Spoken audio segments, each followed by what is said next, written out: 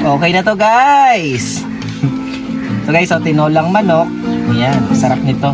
Luto ito ni Ate Shela, Kabukid Vlogs. Kaya guys, napakasarap talaga mamuhay sa probinsya. Lalo na pag ganito ang ating ulam, tinolang manok.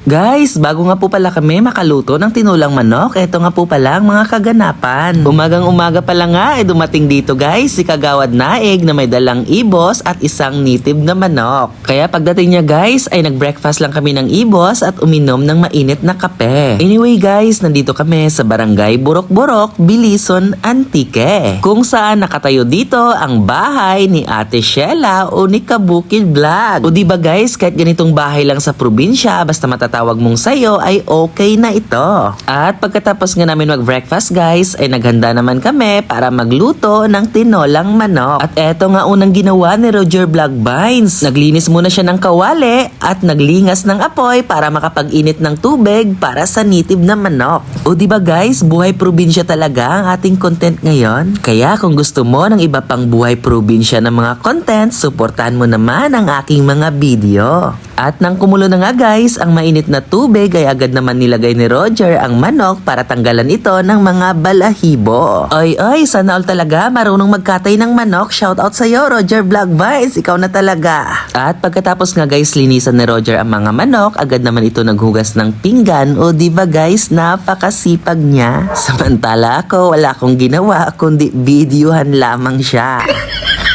Umalis pala guys si Kabukid Vlog at si Asian Boy kanina dito sa bahay nila, kaya kami lang dalawa ni Roger dito ang kumatay ng kanilang manok. At pagdating nga nila guys ay itinuloy naman namin ang pagluto ng tinolang manok at kumuha nga lang ako ng papaya sa likod ng kanilang bahay. At agad naman ito binalatan ni Roger. At pagbalat niya nga ay ito ay medyo manibal lang na at pwede na itong kainin, kaya kumuha ulit siya dito ng 2 piraso. O diba may paakyat-akyat pa siyang nalalaman, ikaya namang abutin ng kanyang 2 kamay.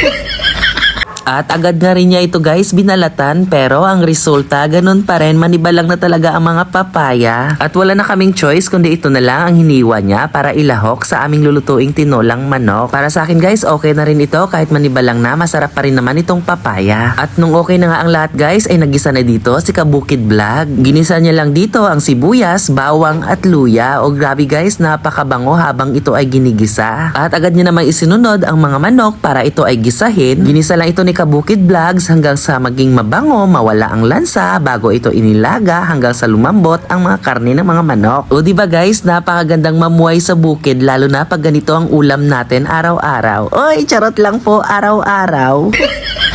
At nung lumambot na nga guys sa mga karning manok, agad naman ito inilagay ang mga hiniwang mga papaya. Habang nga guys niluluto itong tinolang manok, eto naman si Asian Boy abalang-abala sa kanyang ginagawa. At pagkalipas nga guys ng ilang minuto ay luto na rin itong mga papaya. Kaya tinikman ko na ito at agad ko namang inilagay itong dahon ng mga malunggay. O diba? Bida-bida na naman tayo sa niluluto nilang tinolang manok. Oy, charot lang po.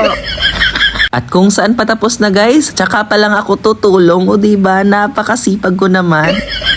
Ang importante guys ay nakatulong tayo. Oh, sige guys, hanggang dito na lang ang aking video. Salamat sa panonood. Paalam!